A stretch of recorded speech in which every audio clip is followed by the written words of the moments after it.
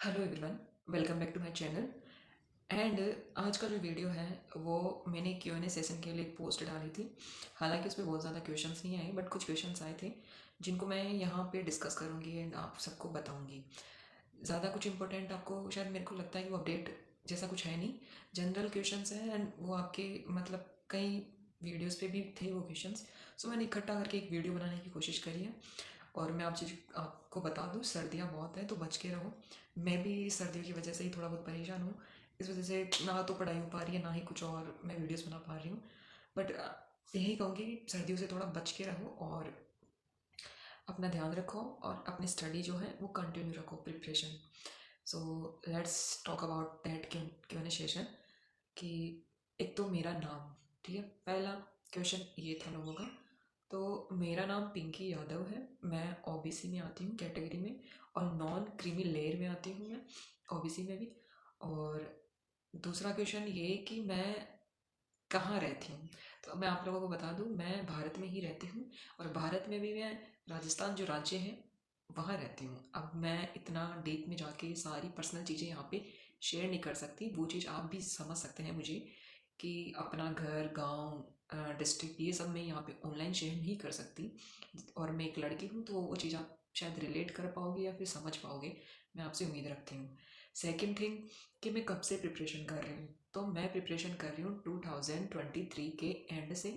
और मैंने उससे पहले भी पेपर दिया था 2022 का, SSC GD का, जो कि 2023 में जनवरी या फेब में उसका एग्ज़ाम हुआ था। तो that was my first, you कह सकते हैं, SSC का पेपर था, GD का।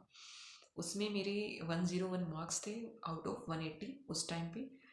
मेरी कोई प्रिपरेशन वगैरह ऐसा कुछ था नहीं, बट था वो। बट तब से मेरा कॉलेज चल रहा था, इंटर्नशिप वगैरह चल रही थी। सो मेरा कंपटीशन से सच कहूँ तो कोई लेना देना तब तक तो नहीं था।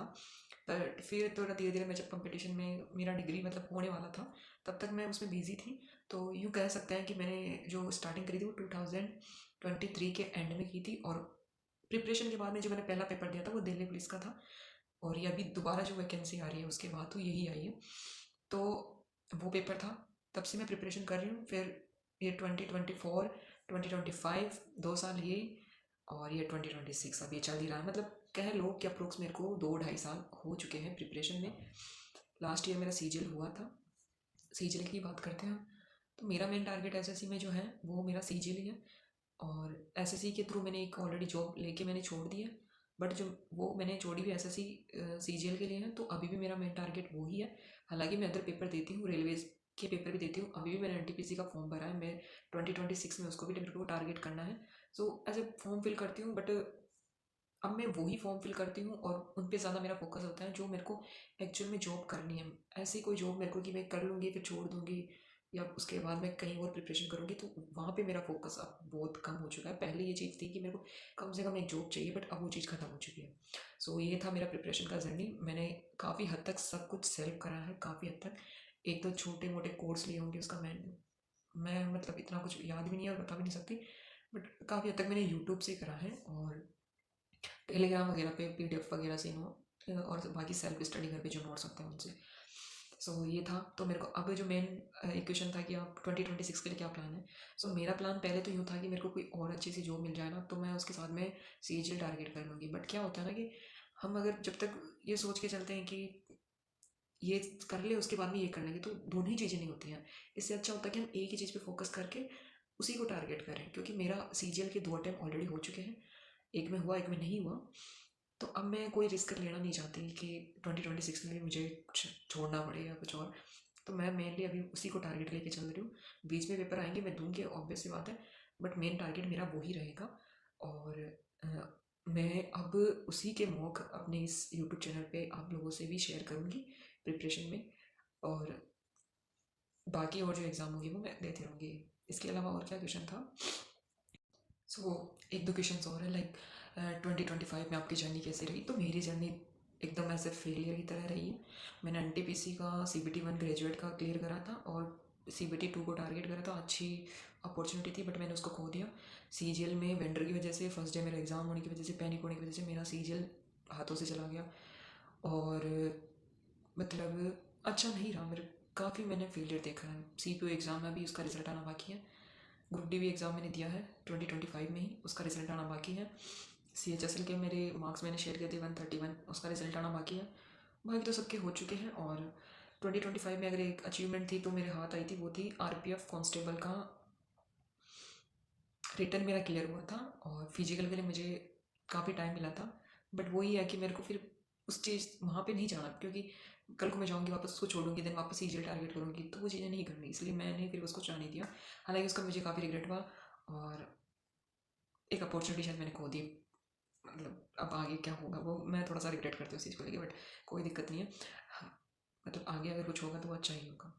और एक चीज़ और थी कि बिगिनर क्या करें, मतलब अगर आप SSC में नए नए हो, तो मैं अगर जनरली आपको सच बताऊँ ना, मुझे अगर प्रॉपर गाइडेंस मिली होती, मैं यहाँ से वहाँ वहाँ से यहाँ नहीं हुई होती, तो शायद मेरा अब तक सिलेक्शन हो चुका होता।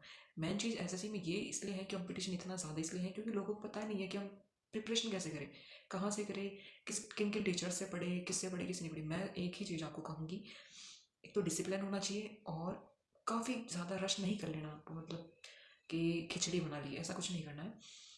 एक ही टीचर से पढ़ो, एक ही कोर्स से पढ़ो। एक कोर्स का इन द सेंस कि आप सेपरेटली ले सकते हो, मैथ्स का अलग, इंग्लिश का अलग, और जीके का, बस वही कंटेंट वापस पढ़े जाओ पढ़े जाओ।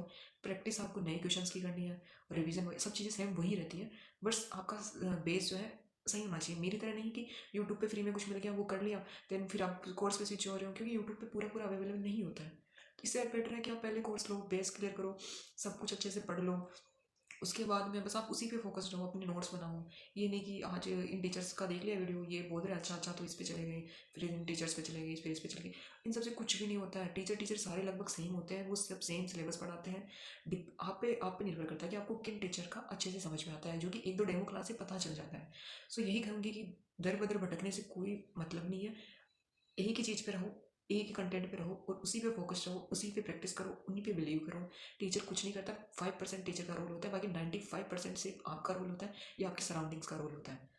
तो बस वो चीज़ आप ध्यान में रख के करो। और एक रिक्वेस्ट मेरी ऐसे है कि Q&A सेशन मैं शायद मंथली करूँगी, ताकि क्योंकि मुझे ऐसा लगेगा कि मैं आप लोगों से कनेक्टेड हूँ, ठीक है। क्योंकि मेरा ये जो यूट्यूब चैनल है, मेरा मकसद यही है कि मैंने जो गलतियाँ करी हैं वो आप नहीं करो, और यहाँ पे कुछ डाउट हो तो मैं सॉल्व करूँ, ताकि मैं कनेक्टेड रह पाऊँ। बट क्वेश्चंस वैलिड होंगे, मतलब मेरी पर्सनल लाइफ से एज क्या है, क्वालिफिकेशन क्या है, ये चीज़ें क्वेश्चन नहीं होते हैं, है ना। आप अगर समझदार हो तो आपको अच्छे वैलिड क्वेश्चन पूछने हैं जो आपके प्रॉफिट के लिए होंगे, ठीक है। आप यहाँ पे हो तो आपका अपना प्रॉफिट लो, किसी से ऑब्जर्व करो, किसी से कुछ सीखो। मैं ऐसे नहीं कह रही मैं बहुत बड़ी ज्ञानी इंसान हूँ, बट एटलीस्ट अगर मैं कुछ एक्सपीरियंस के साथ बोलूँगी तो अच्छा ही बोलूँगी। वो आप पे निर्भर करता है कि आपको कितना इंटैक्ट करना है मेरे से। सो कहीं डाउट होते हैं, शायद मेरे को अगर नहीं भी पता होगा ना, तो मैं कहीं और से उस चीज़ को पता करके आपसे शेयर करूँगी। सो अगर मैं नेक्स्ट अगर कभी Q&A सेशन करती हूँ, तो मेरे आपसे यही रिक्वेस्ट है कि आप मेरे को अच्छे और वैलिड क्वेश्चंस देना, ताकि मैं आप लोगों के कुछ डाउट सॉल्व कर पाऊँ, अगर मुझसे पॉसिबल हुआ तो, या मैं कहीं से जानकारी लेके फिर आपसे साझा कर सकूँ। सो हम एक कम्युनिटी की तरह यहाँ पे बने रहे, और मैं भी आप लोगों से कनेक्ट करूँ, तो मेरे को भी अच्छा लगेगा, ताकि मैं इस चैनल पे और अपना आउटपुट दे सकूँ। और हो सका अगर ये अच्छा बना तो क्या किसी टाइम पे मैं किसको स्टडी प्लेटफॉर्म बना सकूँ, बट वो तब है जब मैं कनेक्टेड रह पाऊँगी। सो थैंक यू एवरीवन, और ध्यान रखिए, खुश रहिए और कनेक्टेड रहिए। Thanks for watching.